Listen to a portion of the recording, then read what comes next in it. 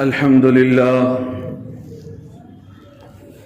لله نحمده ونستعينه ونستغفره ونؤمن به ونتوكل عليه ونعوذ بالله من شرور أنفسنا ومن سيئات أعمالنا من يهده الله فلا مضل له ومن يضلله فلا هادي له ونشهد أن لا إله إلا الله وحده لا شريك له ونشهد أن سيدنا وسندنا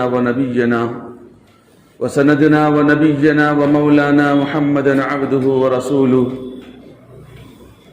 أما بعد قال الله تبارك وتعالى في القرآن المجيد أعوذ بالله من الشيطان الرجيم بسم الله الرحمن الرحيم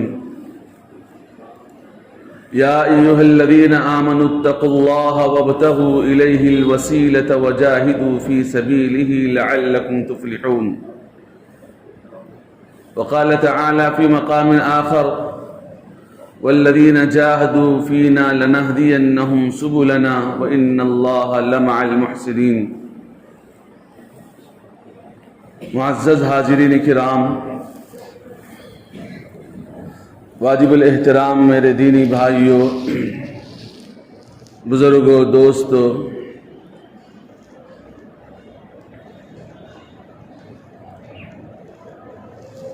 ابھی خطبہ مسنونہ میں جو آیت شریفہ تلاوت کی گئی ہے، اس میں اللہ رب العزت فرماتے ہیں: اے ایمان والو، تقوی اختیار کرو. یا ایھا الذین آمنوا اتقوا اللہ، اللہ سے ڈرو. وابتغوا الیہ الوسیلہ، اور وسیلے والے اعمال کو، نیک اعمال کو تلاش کرو، اچھے اعمال کا وسیلہ تلاش کرو. وابتغوا الیہ الوسیلہ، وسیلہ تلاش کرو یعنی اچھے اعمال کو تلاش کرو.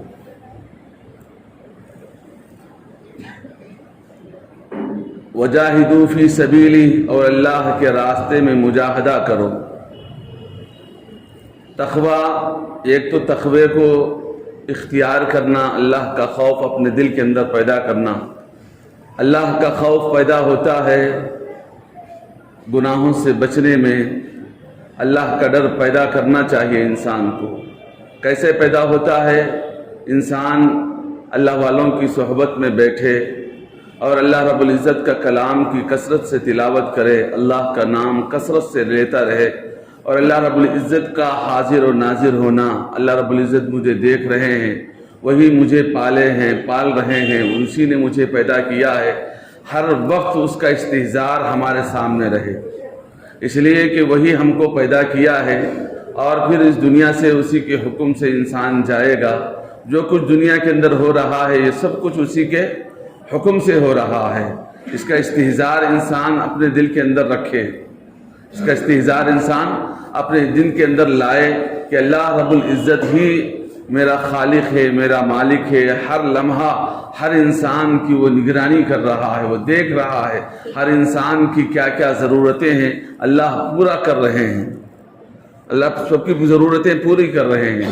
ایسا نہیں ہے کہ کسی انسان کو اللہ دیکھ رہا ہے، کسی انسان کو بالکل نظر انداز کیا ہے. ایسی بات ہرگز نہیں ہے. اللہ رب العزت سب کی ضرورتوں کو پورا کر رہا ہے. سارے لوگوں کو اپنے علم سے گھیرا ہوا ہے. سارے طرف اللہ رب العزت ہی کا علم، اسی کے علم کے اندر وہ گھیرا ہوا ہے. اس لیے میرے بھائیوں، ہم سب اللہ کا خوف دل میں پیدا کرنا ہے کہ آج ہم کو کچھ بھی پتہ نہیں چل رہا ہے. آج ہم انسان ہیں، ہم زندہ ہیں، ہم کو اللہ رب العزت نظر آ رہے ہیں یا نظر نہیں آ رہے ہیں. اللہ کا خوف ہم کو نظر نہیں آ رہا ہے تو یہ ہمارے ایمان کی کمزوری کی علامت ہے. ہم ان اللہ والوں کو تلاش کریں جن کے صحبت میں بیٹھنے سے اللہ کا خوف دلوں کے اندر پیدا ہوتا ہے، اللہ رب العزت کے حاضر ہونے کا استحضار ہم کو حاصل ہوتا ہے. ایسے لوگوں کی صحبتوں میں بیٹھتے رہیں اور ایسے لوگوں کے بیانات میں جاتے رہیں جہاں اللہ رب العزت کی یاد ہمیشہ تازہ ہوتی ہو.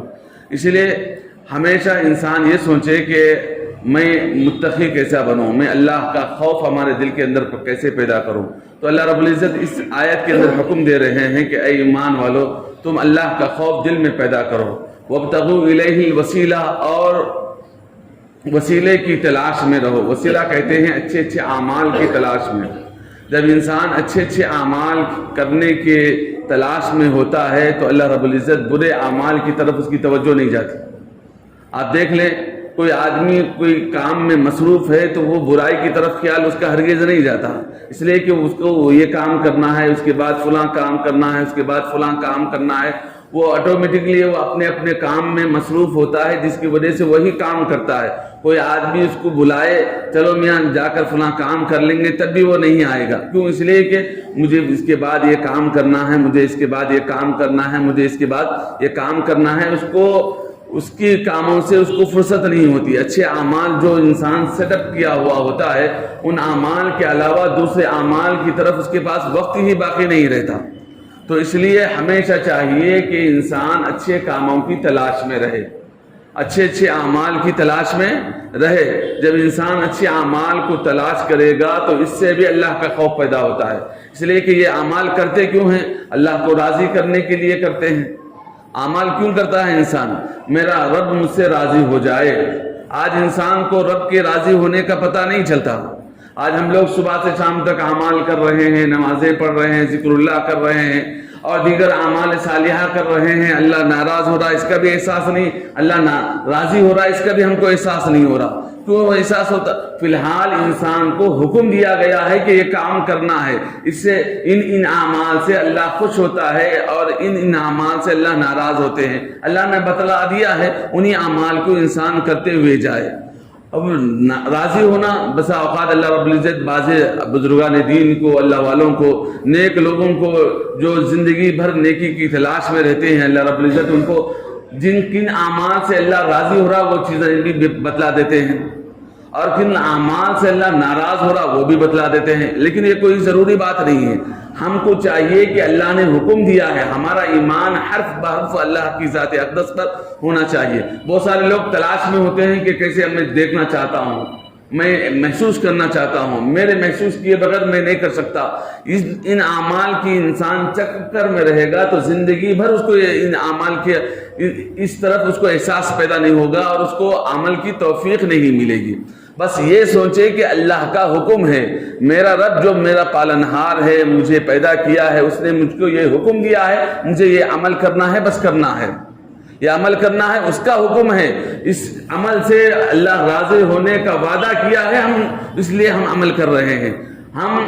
یہ اور بات ہے کہ بعد میں ایک وقت ایسا آتا ہے، جیسے بچہ شروع میں ہوتا ہے، کوئی بھی بچے چھوٹے چھوٹے بچوں کو انسان کہتے ہیں کہ نماز کو جاؤ، تو بچہ کیسے کاہلی کرتا ہے، دھیرے دھیرے وہ کاہلی اس کی عادت بن جاتی ہے۔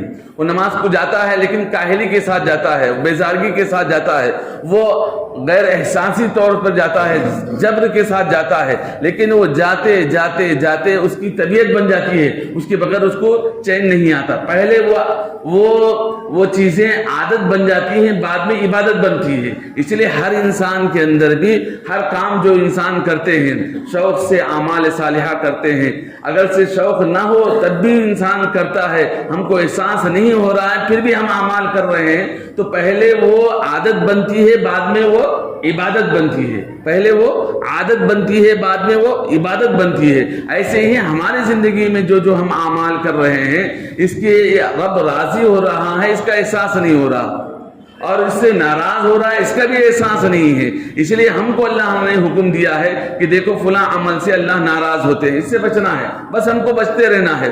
دھیرے دھیرے جب وہ اس کی ایمانی قوت اس حد تک بڑھ جائے گی جس سے اللہ رب العزت اس کو مشاہدے میں لائے گا۔ جب انسان اعمال کرتے ہوئے اللہ کے ذات اقدس پر مکمل ایمان ہوگا، تقویٰ ہوگا، پرہیزگاری ہوگی، اور کرتے کرتے ایک عرصہ دراز گزر جائے گا تو اس کے بعد پھر اللہ رب العزت اس کی آنکھوں کے سامنے وہ تمام چیزوں کی حقیقت اللہ کھولے گا، وہ تمام چیزوں کی حقیقت اللہ کھولے گا۔ شروع سے ایک چھوٹے بچے کو کہہ دے کہ میاں نماز کیوں نہیں پڑھ رہا، ماروں گا، فلاں کروں گا، کرنا ہی ہے، اس کو جبر کرنا ہے۔ شروع میں بچے کو زبردستی نماز کی عادت ڈالنا ہے، بعد میں وہ عادت بن جائے گی، وہ عادت کے بعد عبادت بن جائے گی۔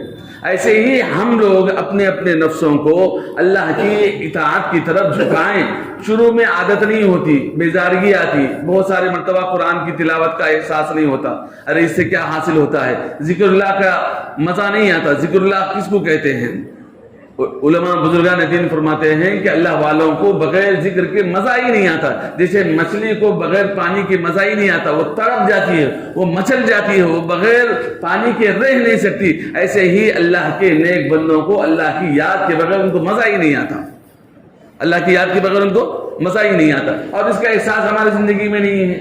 اب جن حضرات کو ہو چکا ہے وہ دیکھ لیجئے کہ وہ کیسے مزے کے ساتھ اللہ کو یاد کرتے ہیں، کیسے اللہ کا ذکر ہمیشہ کرتے ہیں. اگرچہ ان کو احساس، بعض لوگوں کو احساس بھی نہیں ہوتا، لیکن اللہ کا حکم ہے مجھے خالی اوقات میں اللہ کو یاد کرنا ہے، بس اللہ کو یاد کرتے رہتے ہیں. کیوں یاد کرتے ہیں؟ کہ اللہ کو راضی کرنے کی یہ بھی ایک کوشش ہے، اللہ کو راضی کرنے کی یہ بھی ایک کوشش ہے. اللہ کا استحضار ہمارے زندگی میں آ جائے، اللہ رب العزت ہم سے راضی ہو جائے، اللہ کا خوف ہمارے دل کے اندر بڑھ جائے، اللہ رب العزت ہم سے راضی ہو جائے. اس کے استحضار کے لیے انسان ہمیشہ ذکر کرتے رہتا. تو اس لیے سب سے پہلی چیز یہ ہے کہ اللہ کا خوف انسان کو پیدا کرنا ہے اور وسیلہ تلاش کرنا ہے. وسیلے کہتے ہیں اچھے اچھے اعمال کو تلاش کرنا ہے جس سے کہ انسان اللہ کے قریب چلا جائے. اب دیکھیے چھوٹے چھوٹے انسان اعمال کرتا ہے، نماز پڑھتا ہے، شروع میں انسان ایک دو نمازیں پہ پابند بنتا ہے، وہ بنتے بنتے پڑھتے اس کو ایک عادت ہو جاتی ہے. اس کے بعد وہ کہتا ہے کہ اب میں 3 نمازیں تو پڑھ رہا ہوں، ماشاءاللہ چلو چوتھی نماز بھی پڑھ لوں گا. جب چوتھی نماز پڑھ لیتا ہے تو وہ یہ سوچتا ہے چلو میں 5ویں نماز کی بھی ہمت کر لیتا ہوں. اللہ رب العزت توفیق عطا فرماتے ہیں. جب پانچوں نمازیں پابندی سے کرتا ہے تو کیوں نہ میں اللہ کا خوف لاؤں، اللہ ہی کے لیے پڑھنے والا بن جاؤں، اللہ ہی کے لیے پڑھنے والا بن جاؤں. یہ کیا میں دنیا کے کسی انسان کو بتلانے کے لیے نمازیں تھوڑی پڑھ رہا ہوں، اللہ کے خوف کی وجہ سے. اللہ کا حکم ہے مجھے پڑھنا ہے، بس پڑھنا ہے. چاہے کسی انسان کو اس کے اندر دکھانے کا، بتلانے کا کوئی احساس اس کو ذہن میں نہیں ہوتا، بس اللہ ہی کے لیے پڑھ رہا ہوتا ہے اور پھر بغیر پڑھے کہ اس کو مزہ نہیں آتا. اور پھر کبھی کبھار ایسا بھی ہوتا ہے کہ ارے میں نے نماز چھوڑ گئی، اس کو کیسے بے چینی ہوتی. دیکھ لیجئے آپ بعض نمازی لوگوں کے اندر اتنی نماز کی عادت ہو جاتی ہے کہ کبھی اتفاق سے ان کی نماز چھوٹ جائے تو ان کے اندر جو بے چینی ہوتی ہے وہ ہم کو بھی، بعض والوں کو بھی محسوس ہو جاتی ہے. کیوں ہو جاتی ہے؟ اس لیے کہ نماز کا ان کو چسکا لگا ہوا ہوتا ہے جس کی وجہ سے وہ بے چینی محسوس ہوتی ہے. اس لیے میرے بھائیوں، ہر انسان پہلے وہ جو عبادات کرتا ہے وہ عادت ڈالنے کے لیے کرتا ہے، پھر وہ عادت بعد میں عبادت بن جاتی ہے، وہ عادت بعد میں عبادت بن جاتی ہے. اس لیے انسان کو پہلے عادت ڈالنا چاہیے. چھوٹے بچے ہوتے ہیں، بس بہت سے مرتبہ ایسا ہوتا ہے کہ بعض لوگ کہتے نہیں چلو نماز پڑھنے کے لیے چلو، تو کہتے نہیں چلو بس بچہ ہے، ابھی تو بچہ، بے شک بچہ ہے، لیکن ابھی سے اس کو عادت ڈالنا ہے، ابھی سے اس کو پریکٹس ڈالنا ہے. جیسے کھانے کے لیے پریکٹس ڈالتے ہیں، کوشش کرتے ہیں، اسی طریقے سے گناہوں سے بچانے کی بھی کوشش کرتے رہنا چاہیے.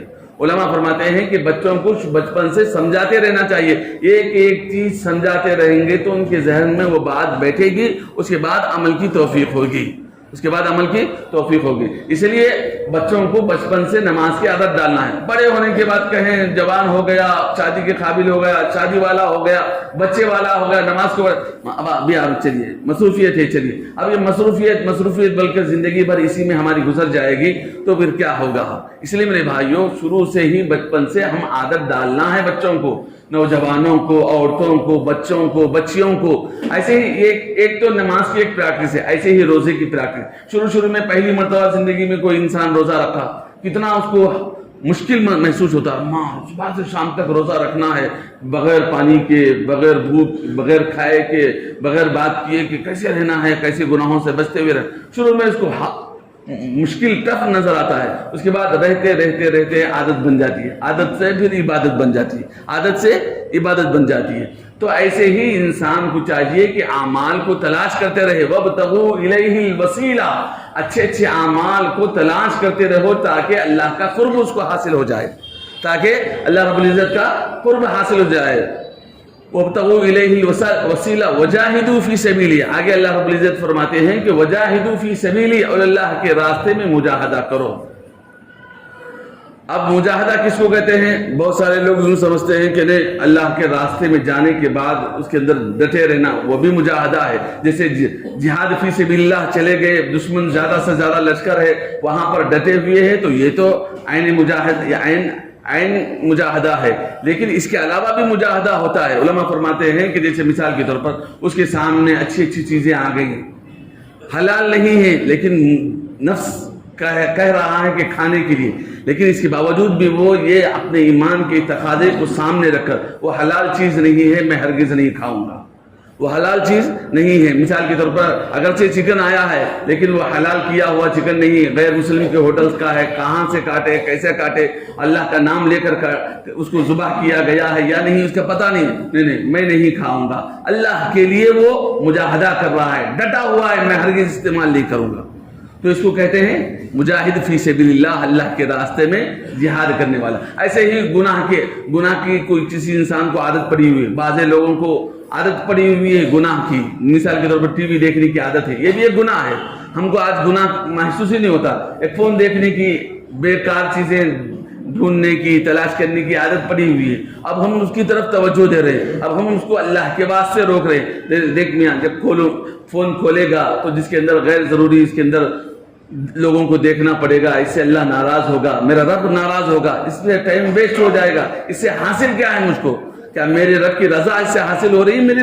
میرے رب کی ناراضگی حاصل ہو رہی. اس کی اگر ناراضگی حاصل ہو رہی تو رک رہا ہے، اللہ کے واسطے رک رہا ہے، اللہ کے واسطے انسان رک رہا ہے. ایسے ہی کوئی اور گناہ ہے جس سے انسان بچنے کی کوشش کر رہا ہے، باہر نہیں کر رہا، بیکار میں باہر بیٹھا ہوا ہے، ارے وہاں جانے سے آنکھ استعمال ہوگی، کان استعمال ہوگا، لوگوں کی غیبتیں سننا پڑے گا، غیر ضروری لوگوں کو دیکھنا پڑے گا، ایسے لوگوں کو دیکھنا پڑے گا جس کا اللہ نے حکم نہیں دیا دیکھنے کا، پھر بھی انسان دیکھ رہا ہے، تو یہ بھی گناہ ہے. تو غیر ضروری اپنے آپ کو گناہوں سے بچانا. ایسے بہت سارے گناہ ہوتے ہیں انسان سے، ایسے بہت سارے گناہ. تو ان تمام گناہوں سے اپنے آپ کو انسان بچانے کی پریکٹس کرتے رہے. تو یہ تمام چیزیں مجاہد فی سبیل اللہ کے اندر داخل ہیں. گناہوں سے بچنا. ابھی بہت سارے لوگوں کو بولنے کی عادت ہوتی ہے، اب بولتے اچھی باتیں بولتے اس کے بعد بری بات بھی بول دیتا ہے، کبھی غیبت کی بات بھی بول دیتا ہے، کبھی دل شکنی کی بات کہہ دیتا ہے، کبھی فلاں بہتان کی بات بھی دیتا ہے. تو یہ تمام چیزوں سے اپنے آپ کو بچاتے رہنا ہے. اسی کو مجاہد فی سبیل اللہ کہتے ہیں. اللہ کے راستے میں جیسے جہاد کے لیے ٹھہرا ہوا ہے، دشمن کا مقابلہ کر رہا ہے تو دشمن کے مقابلے کے لیے ڈٹ کر ٹھہرا ہوا ہے، ایسے ہی گناہوں کے مقابلے میں ڈٹ جانا اور وہاں مقابلہ کرنا نہیں. اللہ اس سے ناراض ہوتے ہیں، اس لیے میں ان اعمال کو نہیں کروں گا. وہاں ڈٹ جانا، وہاں رک جانا، اپنے نفس کو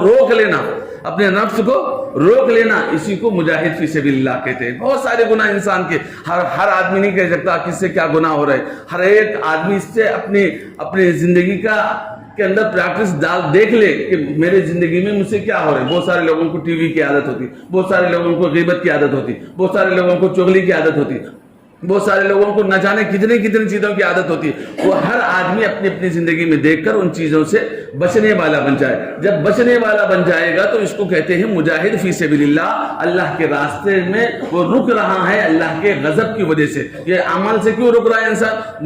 مثال کے طور پر بہت سارے لوگوں کو غصہ ہوتا ہے، غصہ آنے کے باوجود بھی اللہ کے لیے پی رہا ہے، تو کتنی بڑی بات ہو گئی. یہ اللہ کے واسطے میں برداشت کر رہا ہوں، اللہ کے لیے ہی برداشت کرنا ہے. ہمارا اور آپ کا اور ساری کائنات کا حساب لینے والا رب جب اس کے سامنے ٹھہریں گے تو حساب ہم کو دینا پڑے گا، اگر ہم حق پر ہیں تب بھی ہم رک جائیں تو اس میں بھی ہم کو ثواب ملے گا، ہم ناحق ہیں پھر بھی رک جائیں تب بھی ہم کو اس کو ثواب ملے گا. بہت بسا اوقات ایسا ہوتا ہے میں حق کی بات کہہ رہا ہوں، حق کی بات بھی کہنا لیکن اصلاح کے طور پر ایسے انداز سے کہنا کہ سامنے والوں کو تکلیف نہ ہو. حق کی بات بھی اس انداز سے کہنا کہ سارے مجموعہ کو تکلیف دیتے ہوئے کہنا کوئی اچھی بات نہیں ہے. اس کو بلا کر سارے مجموعے کے سامنے اس کو انسلٹ کیے بغیر تنہائی میں بلا کر لے جائے، اس کے بعد اس کو سمجھائے، تب اس کو اچھی بات لگے گی. اور سب کے سامنے اس کے انسلٹ کر رہے ہیں، اس کو شرمندہ کر رہے ہیں، اس کو شیم کر رہے ہیں، تو کہاں وہ حق بات سنے گا؟ بلکہ وہ اس بات پر وہ ڈٹا رہے گا اور اس قدر ڈٹا رہے گا کہ وہ ہمیشہ وہی عمل کرتا رہے گا. اس لیے میرے بھائیوں، حق بات بھی پہنچانے کا ایک اصول علماء نے بیان فرمایا کہ اس کو تنہائی میں بلا کر، اس کو الگ بلا کر اس کو سمجھائیں تاکہ وہ اس بات سے بچ جائے. ہم کو صرف اس کو بچانا مقصود ہے, اس کو ڈانٹنا, اس کو گرانا, اس کو تذلیل کرنا, اس کی تحقیر کرنا, اس کو نیچے گرانا اصل مقصود تو یہ ہے ہی نہیں ہمارا. تو اس لیے میرے بھائیوں, ہر عمل کے اندر مجاہد فی سبیل اللہ شخص وہ ہوتا ہے جو گناہوں سے ڈٹ کر اللہ کے لیے ڈٹ جائیں کہ یہ اللہ ناراض ہوتے ہیں. اس لیے ایسے ہی بہت سارے گناہ انسان کے ہوتے ہیں. آنکھوں کا گناہ ہے, باہر بیکار میں انسان بازار میں رہے گا, آنکھوں کا گناہ ہوتا رہے گا, آنکھوں کا گناہ ہوتے رہے گا. اسی طریقے سے آج کے دور میں علماء فرماتے ہیں کہ بالخصوص 3 گناہوں سے مسلمان کو بچنا ہے. ایک زبان کے گناہ, چاہے اس سے غیبت ہو, بہتان ہو, یا جو بھی ہو, یا پھر غیر ضروری دوسروں کے بارے میں ہم گھس رہے ہیں جس کی وجہ سے لوگوں کو تکلیف ہو رہی ہے. تو زبان کے ہر گناہ سے انسان کو بچنا ہے. یہ سب سے زیادہ گناہ ہمیں پڑنے والی چیز زبان ہے. اور پھر علماء فرماتے ہیں دوسری چیز جو ہے وہ کان کے گناہ سے بچنا ہے, اور تیسری چیز نیت کے گناہوں سے بچنا ہے.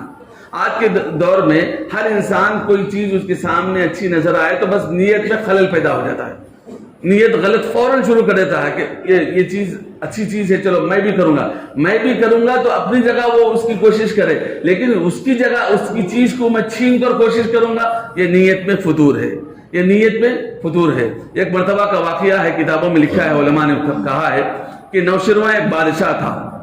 وہ کسی جنگل میں شکار سے واپس آ رہا تھا. بڑا نیک دل بادشاہ گزرا ہے, بہت نیک دل بادشاہ گزرا ہے. تو وہ بازار سے راستے میں سے کدھر آ رہا تھا, جنگل سے کہیں آ رہا تھا. درمیان میں اس کو پیاس لگی تو ایک باغیچے میں ٹھہرا. وہاں کے مالک کو فرمایا کہ کچھ پانی دو. اس نے فرمایا تو پانی تو میرے پاس نہیں ہے, البتہ میں جوس ہے لے کر آؤں گا. تو وہ گیا. وہ جو باغیچہ تھا وہ انار کا باغیچہ تھا. تو فوراً ایک انار توڑا, اس کا جوس نکال کر نوشیروان کے سامنے پیش کیا. وہ تو ایک عام انسان سمجھ کر اس کے سامنے لا کر پیش کیا. بادشاہ تھا, وہ وقت کا بادشاہ تھا نوشیروان. تو اس نے جوس پیا, بہت اچھا لگا, بڑا پیارا لگا. اس نے کہا کہ یہ باغ اتنا بہترین ہے, اس کا جوس اتنا پیارا ہے, اور ایک گلاس لایا. اس کے دل میں یہ بات پیارا, اتنا اچھا باغیچہ ہے جس کا جوس اتنا پیارا ہے اور اتنا میٹھا ہے, مجھے یہ باغ تو اتنا اچھا لگ رہا ہے, لہذا یہ میری ملکیت میں ہے تو یہ ہمارے پاس ہونا چاہیے. اس کے دل میں یہ بات صرف پیدا ہوئی. تو دوسرا گلاس جب لایا تو فوراً وہ گلاس کڑوا تھا, وہ جوس جو نا کڑوا تھا, ایسا کڑوا کہ وہ پینے کے قابل نہیں تھا. بادشاہ اسی وقت نوشیروان نے کہا کہ آپ جس پہلے جو گلاس میں جوس لائے تھے وہ جوس اسی درخت کا بنا کر لائے, کسی اور درخت کا بنا کر لائے. نوشیروان کے سامنے وہ جو مالی تھا اس نے کہا کہ نہیں, میں اسی درخت سے یہ پھل نکال کر جوس نکال کر لایا ہوں, لیکن ہو سکتا ہے کہ ہمارے علاقے کے جو بادشاہ ہے اس کی نیت خراب ہو گئی ہو, لہذا اس درخت کے اندر سے جو مٹھاس تھی وہ نکل گئی ہے, کڑواہٹ آ گئی ہو. تو وہ مالی بھی اتنا نیک تھا تو وہ اپنے طرف سے یوں ہی کہہ دیا. اس کے بعد پھر وہ نوشیروان نے اپنے دل کی طرف ٹٹولا اور کہا کہ واقعی میں میری نیت خراب ہو گئی تھی, جس کی وجہ سے اس جوس کے اندر بھی خرابی پیدا ہو گئی, کڑواہٹ آ گئی. میرے بھائیو, نیت کے فطور سے ساری چیزیں خراب ہو جاتے ہیں. ایک مومن اچھا نظر آ رہا ہے, سامنے والا اس کے خلاف غلط نیت کر رہا ہے, یہ بھی ہم کو زیب نہیں دیتا. ہاں آپ محنت کیجئے, کتنا محنت کرتے ہیں, اللہ حکم دیا ہے.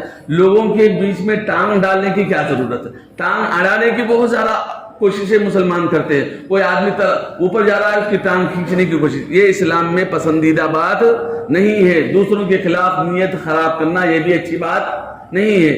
اسلام اس کو پسند ہی نہیں کرتا. اللہ نے حکم دیا تمہاری تقدیر تمہارے ساتھ ہے, میری تقدیر میرے ساتھ ہے. نہ میری تقدیر کو تم بدل سکتے ہو, نہ تمہاری تقدیر کو میں چھین سکتا ہوں. یہ اللہ نے خود فرمایا, یہ ہماری ایمانیات میں سے داخل ہے. اس کے باوجود بھی ہماری جو نیتوں کا جو فطور ہے وہ آج سارے عالم کے اندر آیا ہے. لوگ اس کی ٹانگ کھینچتے, اس کی ٹانگ کھینچتے, یہ ہم اپنے آپ کو گرا رہے ہیں, ہم اپنے آپ کو گرا رہے ہیں. اس لیے میرے بھائیوں, ہماری نیت کے اندر کا جو فطور ہے اس کو نکال پھینکیں, نیت کو صاف ستھرا رکھیں, اللہ کے لیے کریں, ہر عمل اللہ کے لیے کریں. کسی کے ساتھ بھلائی بھی کر رہے ہیں تو اللہ کے لیے کریں, اس سے پھر واپس بھلائی آئے گی اس لیے کر رہے ہیں, ایسا نہیں ہونا چاہیے. بہت سارے لوگ جو بھلائی کرتے ہیں اس لیے کرتے ہیں کہ آج میں اس کے ساتھ بھلائی کر رہا ہوں, وہ میرے ساتھ بھلائی کرے گا. اس کی توقع ہرگز نہ رکھو, اس کی توقع رکھے کہ اللہ کے لیے میں یہ عمل کر رہا ہوں, اللہ قبول کرے بس کافی ہے. اللہ اس کا بدلہ کیسے دے گا وہ اللہ کی شایان شان ہے, وہ جس انداز سے بھی دینا چاہے اس کے لیے وہ زیب ہے.